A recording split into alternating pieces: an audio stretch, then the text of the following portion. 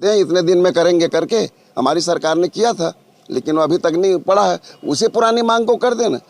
इसको वही वाली कहावत है, अरे अनुभव वाले को दे देना चाहिए जिम्मेदारी, तो अच्छा से चलाते।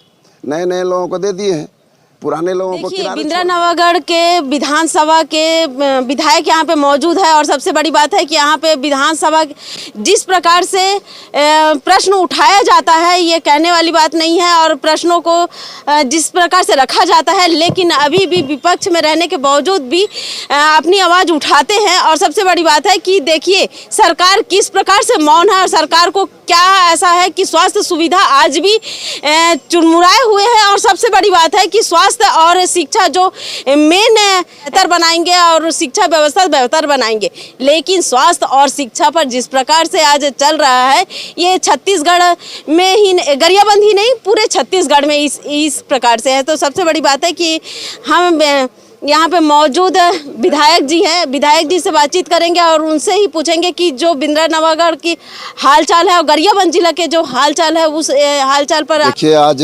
NHS जो कर्मचारी संघ है, उसका छत्तीसगढ़ प्रदेश स्तर के संघ के आह्वान पर जिला स्तर हमारे गरियाबंद के तत्वाधान में एक कार्यक्रम अनवरत अनिश्चितकालीन 16वें दिन का ये धरना प्रदर्शन कार्यक्रम हो रहा है। और यहाँ पे मुझे बुलाया समर्थन लेने के लिए, निश्चित रूप से चूँकि इन लोग अपनी जायज़ मांगों को लेकर के 10 सूत्री जो मांग है, पुरानी मांग है, पिछले हमारी सरकार थी जिसमें 27% महंगाई भत्ता है और नियमितीकरण के लिए कहा गया था। हमारी सरकार ने उसे फाइल आगे बढ़ाया, लेकिन अचानक भयानक हमारी सरकार बाहर हो गई। और उसी बात को लेकर के आज अनवरत 16 दिन में भरी बरसात में अपनी जायज़ मांगों को लेकर के बैठे हुए हम सरकार से मांग करते हैं, आपके चैनल के माध्यम से कि थोड़ा छोटी सी मांग है, अपनी जायज़ मांग को लेकर के कर रहे हैं। लगातार ये लोग 20 साल से संविदा कर्मचारी के रूप में कठिनाइयों का सामना करते हुए दूरांचल क्षेत्रों में, ऐसे क्षेत्र में काम करते हैं जहां लोग हर कोई नहीं कर सकते। स्वास्थ्य जैसे काम है, ऐसे क्षेत्रों में काम कर रहे हैं। इनकी जायज़ मांगों को त्वरित इसका समाधान करनी चाहिए और आके यहाँ के प्रतिनिधि मंडल बुला करके चर्चा करके समस्या का समाधान करना चाहिए। आज प्रदेश में हमारे जिला में भी देखेंगे, दूरांचल क्षेत्र है, वनांचल क्षेत्र है, कई जगह ऐसा है कि इन्हीं लोगों के भरोसे में वहाँ पे स्वास्थ्य व्यवस्था चलती है, लेकिन अभी स्वास्थ्य व्यवस्था चरमरा गई है।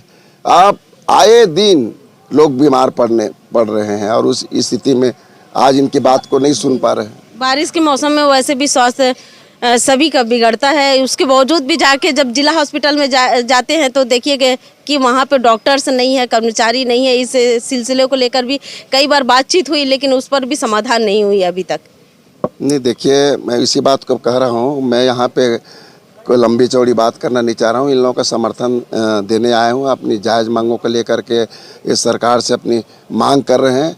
और मैं चाहता हूँ कि इस मंच के माध्यम से कि इनकी जायज़ मांग बहुत जल्दी पूरा कर दे। अरे पूरा जल्दी नहीं करते तो अभी घोषणा कर दें या प्रतिनिधि मंडल बुला दें, इनका समय दे दें, इतने दिन में करेंगे करके हमारी सरकार ने किया था, लेकिन वो अभी तक नहीं पड़ा है। उसी पुरानी मांग को कर देना, इसको नियमितीकरण कर दो। 27% का जो वेतन ये महंगाई भत्ता है उसको दे दे, उसके बाद बाकी काम को करते रहेंगे। आज इन लोगों को अपने काम को छोड़ करके भरी बरसात में अपने परिवार को छोड़ करके कष्ट झेलते हुए अनवरत यहाँ 16वें दिन में बैठे हुए हैं। और इसके बाद अगर नहीं सुनेंगे तो सरकार नाम की चीज़ें नहीं है। आप देख लीजिए देश में, अगर मैं समझता हूँ स्वास्थ्य अगर यहाँ पे चरमरा गई है तो यहाँ की सरकार की व्यवस्था के कारण से। सरकार को व्यवस्था या रोड मैप नहीं है इनके पास, कैसे सरकार चलाना है। इनके पास नौसिखिया जो हमारे विधायक साथी हैं उन्हीं लोगों को सौंप दिए हैं। वो कहते हैं ना, अंदर क्या जाने अदरक का सवाल, वही वाली कहावत है। अरे अनुभव वाले को दे देना चाहिए जिम्मेदारी, तो अच्छा से चलाते। नए नए लोगों को दे दिए हैं, पुराने लोगों को किनारे छोड़ दिए हैं। पुराने लोगों का अनुभव का लाभ लेना चाहिए सरकार को। और निश्चित रूप से इनकी मांग जायज़ है, इनकी मांग जायज़, उसकी समर्थन करता हूँ। और आने वाले समय में हमारे साथी लोग लगातार अनिश्चितकाल में बैठे और लड़ाई लड़ेंगे, जम के लड़ेंगे। अब तो परिवार के साथ भी लड़ेंगे, क्योंकि उनके आखिरी लड़ाई अब बच गई है। आखिर करेंगे क्या ये लोग? इनके पास तो कुछ बचा ही नहीं है, ना सुरक्षा है, ना पेंशन है, ना अनुकंपा है, ना वेतन है, ना रेगुलर है। क्या करेंगे? तो आखिरी लड़ाई मरने और जीने का सवाल पैदा हो गया इन लोगों का। अब यही लोग नहीं रहेंगे तो जनता क्या सुरक्षित रहेंगे? जब सुरक्षा देने वाले ही ठीक नहीं रहेंगे, स्वास्थ्य के क्षेत्र में काम करने वाले, देखरेख वाले सुरक्षित नहीं रहेंगे, तो और जनता की क्या सुरक्षा होगा? जी, बताया जा रहा है कि आर पार की लड़ाई लड़ रहे हैं और सबसे बड़ी बात है कि बिंद्रा नवागढ़ के विधायक जनक ध्रुव जी से बातचीत हुई और उन्होंने बताया कि आर पार की लड़ाई लड़ेंगे।